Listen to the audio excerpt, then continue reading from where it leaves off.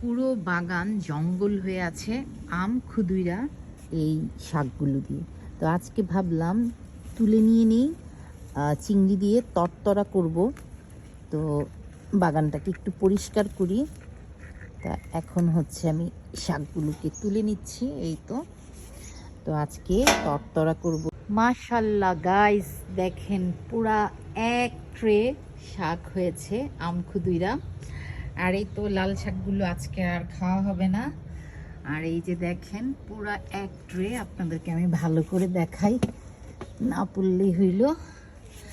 এই যে দেখেন কতগুলো হয়েছে, মাশাল্লাহ মাশাল্লাহ, আমি 2 বেলার উপরে খেতে পারবো।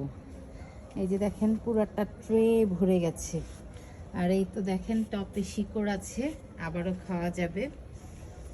মাশাল্লাহ মাশাল্লাহ মাশাল্লাহ।